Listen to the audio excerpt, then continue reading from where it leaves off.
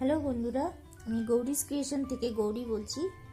আজকে আমি আপনাদের পুরনো মোজা দিয়ে কিভাবে নতুন নতুন জিনিস বানানো যায় সেটা দেখাবো। এই যে আপনারা আমার হাতে এটা দেখছেন, যে মোজার উপরে যে ইলাস্টিক অংশটা সেটা আমি কেটে নিয়েছি। সেটা কেটে নিয়ে এইভাবে ডবল ভাঁজ করে আমি প্রথমে একটা সেলাই দিয়ে দেবো, রান সেলাই। এইভাবে একটা রান সেলাই দিয়ে দেবো যাতে এটা খুলে না যায়। তারপর উল দিয়ে কুরুশের সাহায্যে আমি ইলাস্টিকটাকে বুনে নেব।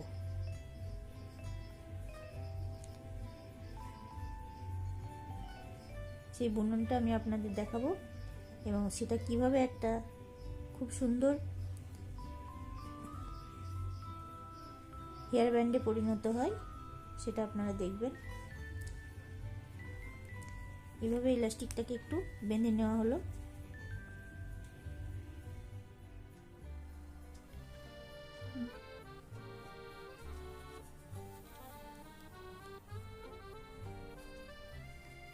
মোজাটা বেঁধে নেওয়ার পর একটা কুরুশের সাহায্যে দুটো বাই কালারের উলকে নিয়ে মোজাটাকে কুরুশ দিয়ে সেলাই করলাম, বুনে নিলাম। দেখুন আপনারা আমি কিভাবে বুনছি। এইভাবে বুনতে বুনতে পুরো ইলাস্টিকটা শেষ পর্যন্ত পুরো রাউন্ড করে বুনে নেব। তারপর দেখবেন জিনিসটা কি দাঁড়াচ্ছে।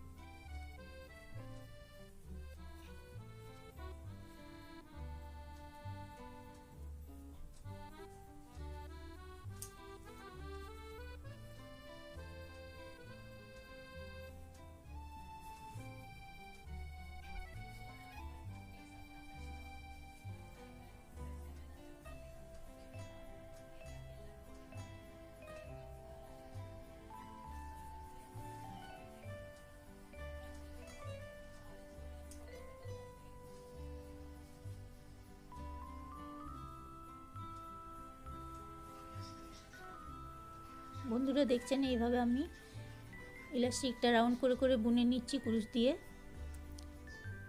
এইভাবে রাউন্ড করে বোনা হবে। পুরো বুনন, পুরো ইলাস্টিকটা গোল করে বুনে দেবো।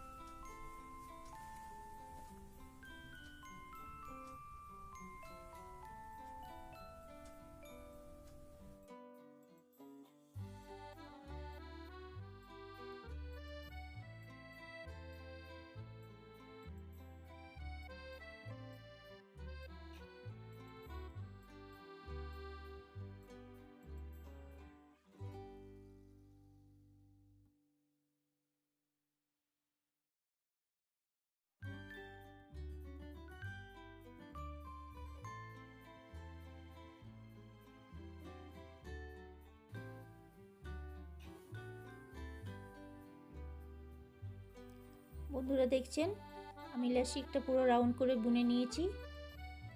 এবার কুরুশ দিয়ে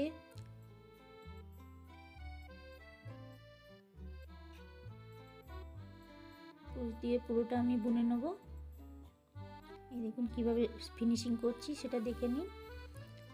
শুরুর জায়গায় এসে আবার কুরুশটা উলের মধ্যে গেঁথে নিয়ে ওটা বুননটা শেষ করে সেলাই করে দেবো।